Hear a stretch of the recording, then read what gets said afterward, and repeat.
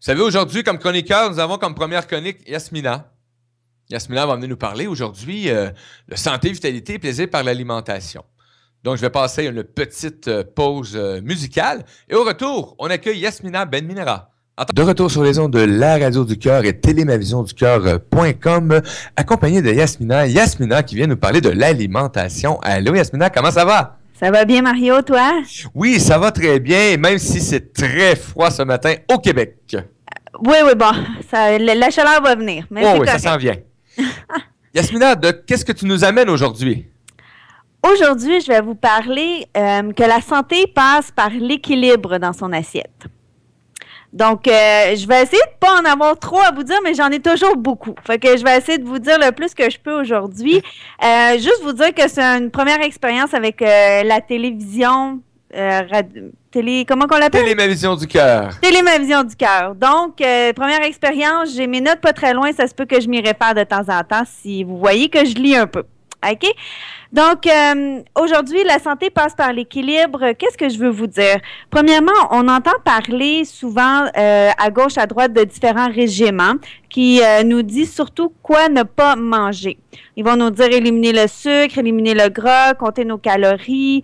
Bref, on a l'impression que pour avoir un poids santé, avoir de l'énergie, se sentir bien dans notre corps, il faut aller vers ces solutions-là.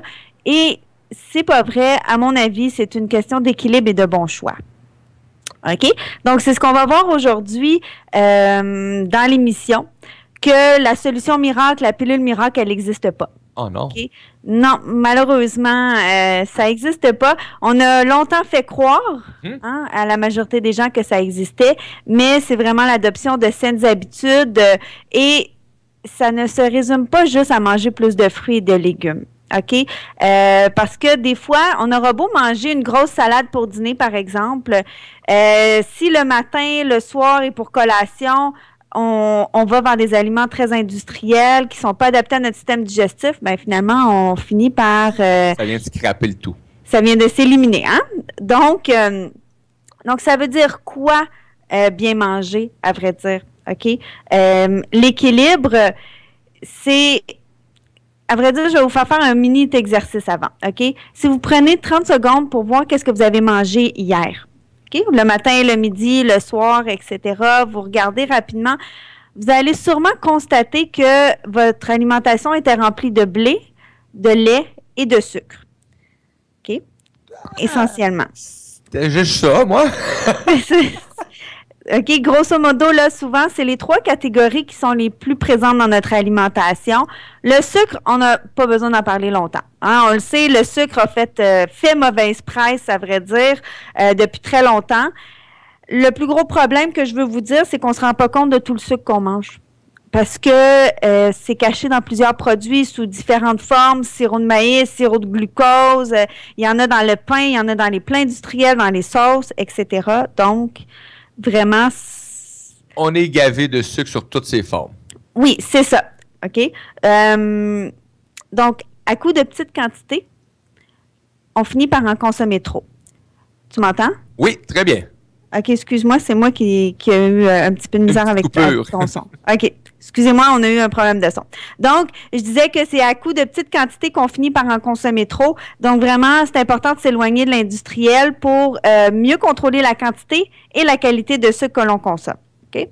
Mais je n'irai pas plus loin pour ça parce que on en est pas mal conscient. Mais pour ce qui est du lait et du blé, OK? La plus grosse problématique, c'est la surconsommation. Comme tu vois, hein, si on fait un portrait rapide de notre alimentation, on réalise qu'on en consomme à tous les repas. Puis, c'est pas pour rien, parce que chacun représente un groupe alimentaire dans le guide canadien. Le blé pour les produits céréaliers et les produits laitiers et le lait pour les produits laitiers. Et pourquoi? Mais c'est parce que le blé nous procure des fibres et des minéraux. Et le lait nous procure, entre autres, le calcium, la vitamine D. Oui. OK? Mais, à vrai dire, ce qu'on ne nous dit pas, c'est que dans les produits céréaliers, on peut consommer du quinoa, du millet, du sarrasin.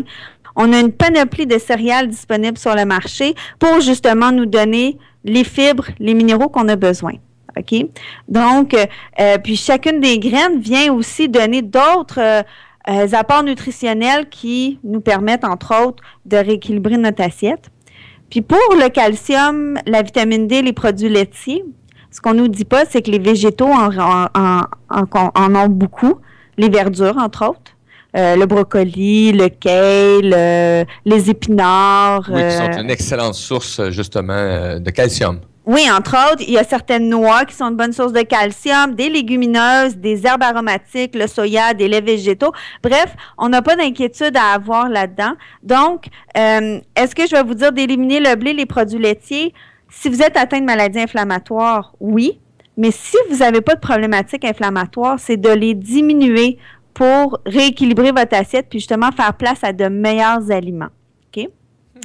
Mais là, je vais vous expliquer, entre autres, le pourquoi précisément le blé et le lait font partie d'aliments qui sont un peu plus problématiques maintenant, hein, parce que ça ne l'était pas il y a quelques années.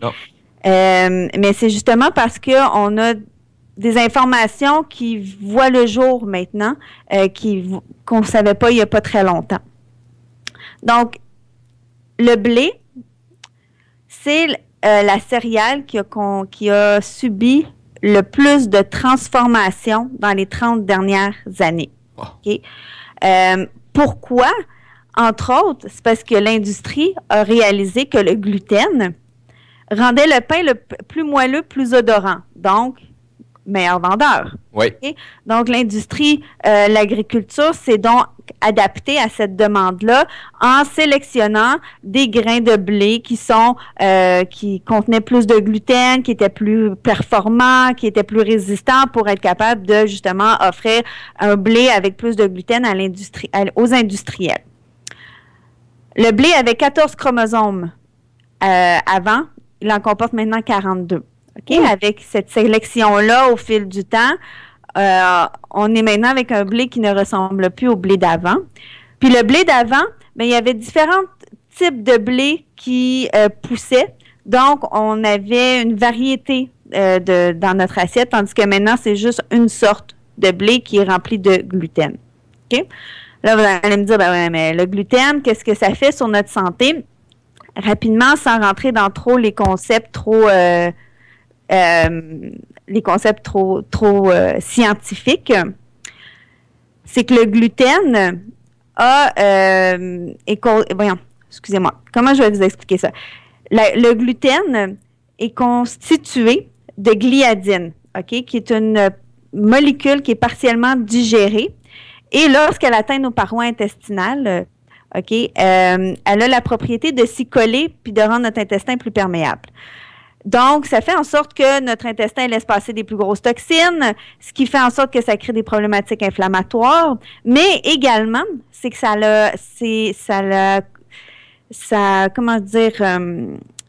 les fonctions d'absorption de l'intestin sont altérées, ce qui fait en sorte que on assimile moins les micronutriments comme le fer, le calcium, les acides gras essentiels, etc., ce qui fait qu'on aboutit avec de la fatigue et de l'anémie.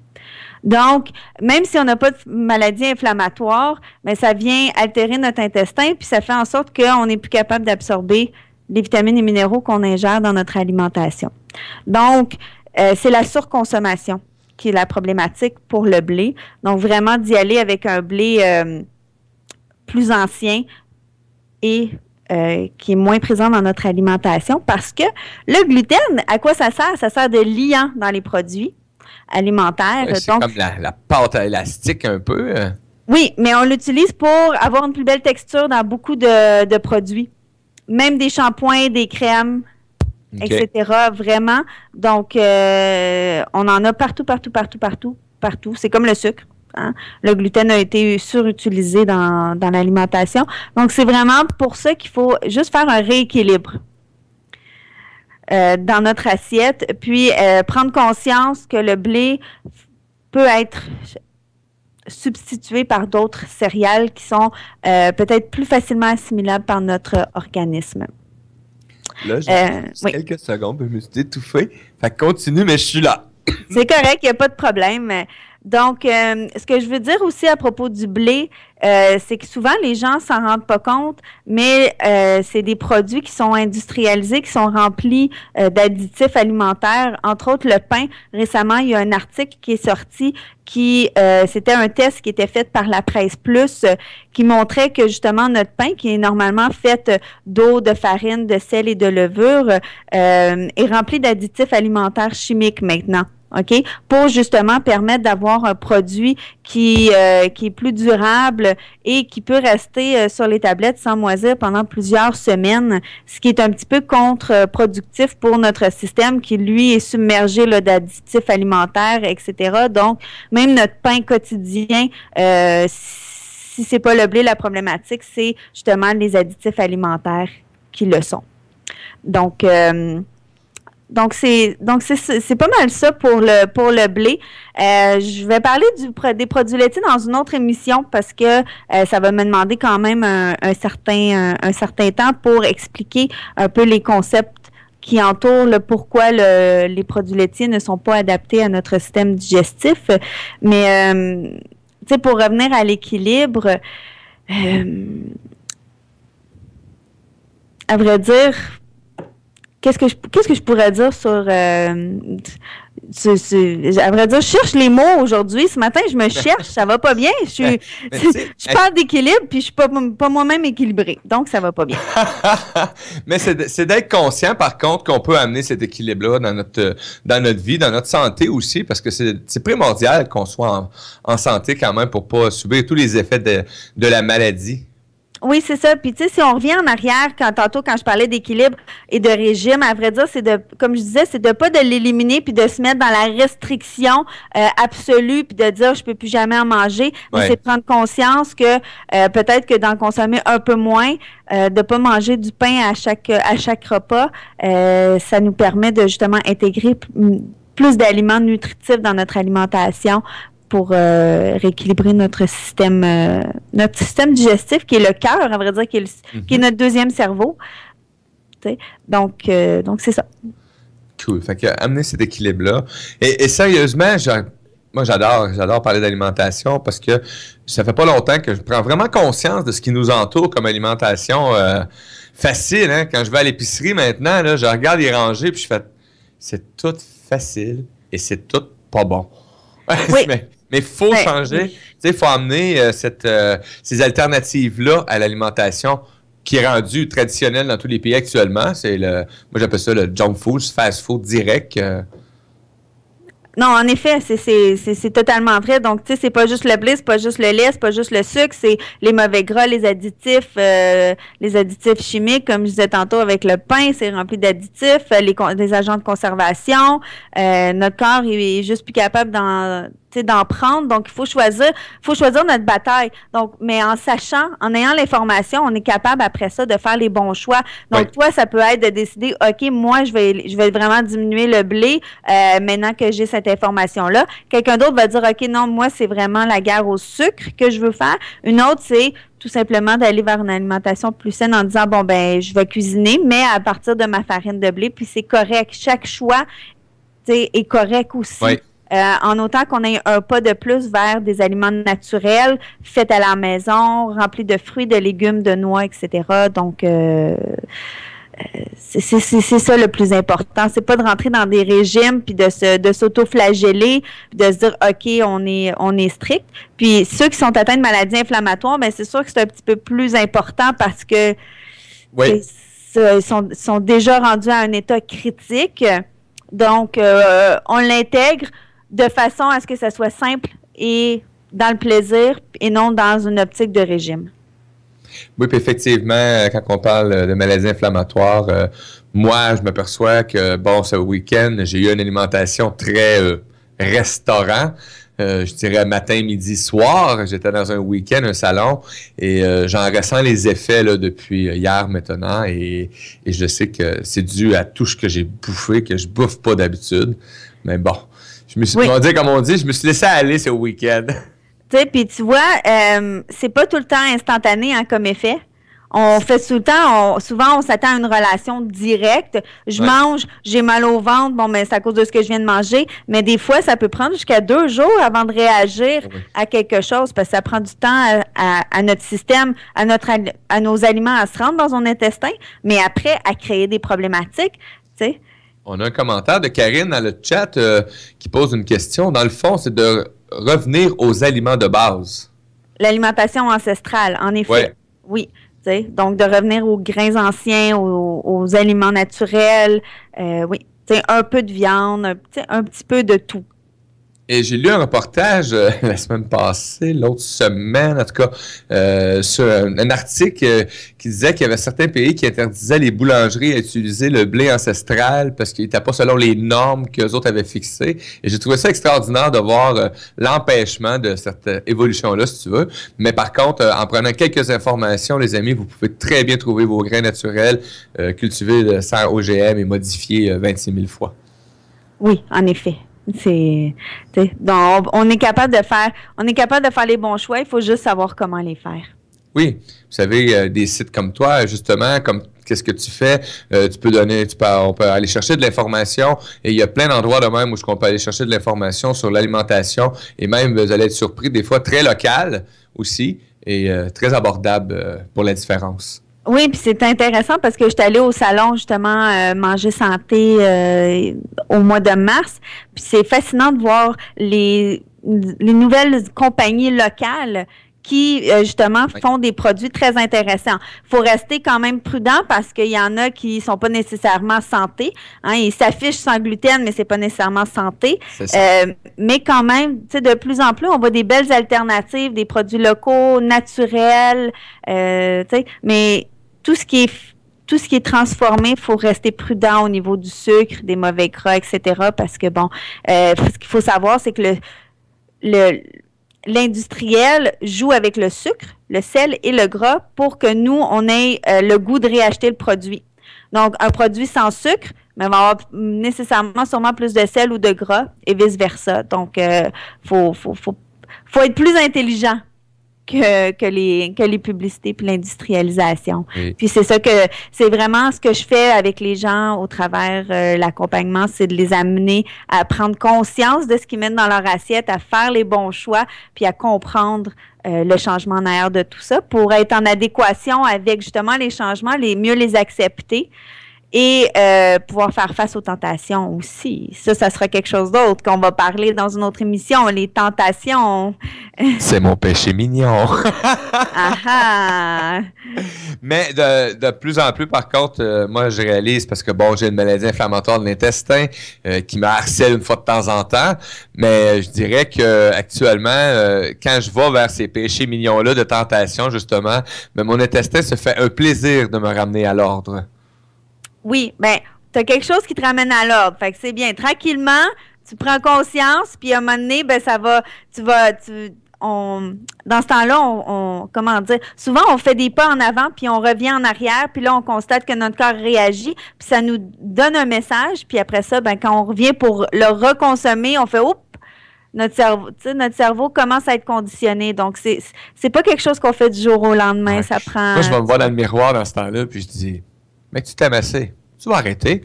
Oui, hein, c'est très, très honnête, là. Oui.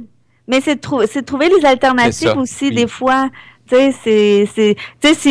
exemple, moi, la crème glacée, c'est un péché mignon chez nous, là. L'été s'en vient, puis je veux dire, je me vois pas passer un été sans crème glacée. Donc, j'ai été chercher une alternative pour être capable de pas tomber dans justement la tentation. Donc, quand je vois quelqu'un avec une crème glacée, ben, je me rappelle que moi, j'en ai dans mon congélateur pour moi. Fait que je vais me faire mon propre plaisir. Donc, c'est de trouver ses plaisirs ailleurs.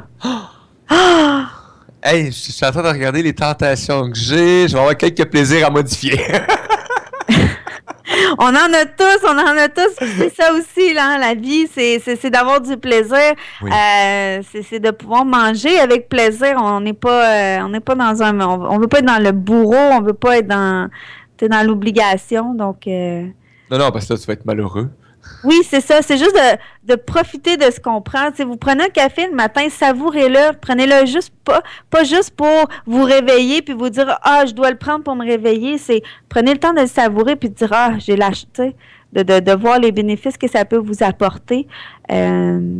Puis si vous mangez un hamburger, ben profitez-en, savourez-le parce que dites-vous que c'est peut-être quelque chose que vous allez peut-être remanger juste un peu plus tard. De prendre conscience de ce qu'on mange dans notre assiette, de savourer, d'être dans la pleine conscience. C'était le mot qui me venait exactement en même temps, être en pleine conscience de quoi on s'alimente. Oui, c'est ça. Hein, parce que le nombre de fois qu'on passe au travers une boîte de biscuits et qu'on s'en est même pas rendu compte. Oh, ça va vite. N'a pas gros d'une boîte de biscuits. Non, c'est ça. Ben, c'est ça. T'aimerais ça qu'il y en ait plus, hein? Ouais, mais on a sorti des méga paquets, là, en plus, là, pour satisfaire aux besoins, mais bon. Oui, pour les gens comme toi. Mais effectivement, les biscuits, c'est quelque chose que j'aime mieux pas acheter, moi, parce que je le sais que si je prends une boîte de biscuits, surtout, je prends une sorte que j'aime, hein, bien entendu. Oublie ça, des fois, elle est ouverte avant d'arriver à la maison, là, c'est pas plus compliqué que ça. Fait que j'aime mieux pas en acheter. Et là, les enfants, quand ils en veulent, eux autres, ben, des fois, j'essaie d'étirer le plus longtemps possible. Mais on commence à faire des desserts maison aussi, qu'on peut faire, et que c'est aussi délicieux. Ça, c'est pas un problème, mais il faut juste prendre le temps aussi. Mais prendre le temps de le faire en pleine conscience aussi en même temps. Hey! C'est bon, tout plein de mots magiques que j'aime. Ben parce que quand tu prépares ton alimentation en pleine conscience, ben dis-toi en affaire, c'est que tu y mets déjà une belle énergie, hein, on s'entend, et tu es conscient de ce que tu prépares. Donc, tu vas t'alimenter d'une façon qui est plus naturelle. Oui, c'est ça, c'est qu'on sait ce qu'on met dans notre assiette, tandis que quand on l'achète, on n'a aucune idée, Okay. on lit les ingrédients, le 3/4, on ne sait pas c'est quoi. Ouais, Hein? des et ou avec des termes indéfinis. Oui, là, c'est tous des produits transformés chimiquement pour reproduire quelque chose. Fait que non, t'as tout donné les mots magiques aujourd'hui. Ben écoute, ça me fait plaisir parce que cette magie-là, tu l'amènes à tous les jours dans ta vie et tu l'enseignes aussi, tu le transmets et c'est ça que je trouve formidable, c'est les gens qui amènent leur passion. Leur passion peut être mieux avec eux, hein, tout simplement. Donc toi, c'était quelque chose qui était primordial. Oui. Comme moi, c'était autre chose dans ma vie parce que ça m'a ramené à la mort, tout simplement. Et moi, j'ai le goût de vivre, j'ai une passion de la vie. Donc, faut que je la transforme puis il faut que je la transmette. C'est comme que tu fais. En effet. Puis, tu sais, juste pour terminer, les gens qui pensent que, tu sais, il y a des gens qui disent, ah, j'aime pas cuisiner ou j'ai pas le temps, etc. J'ai plusieurs personnes qui m'ont dit ce message-là, puis qu'à la fin du programme qui suivent avec moi, ont réalisé comment simple ça pouvait être Ouais. de cuisiner quand on sait comment, puis quand on a les bonnes recettes. Cette personne-là, elle cuisinait pas, puis elle fait son propre pain maintenant.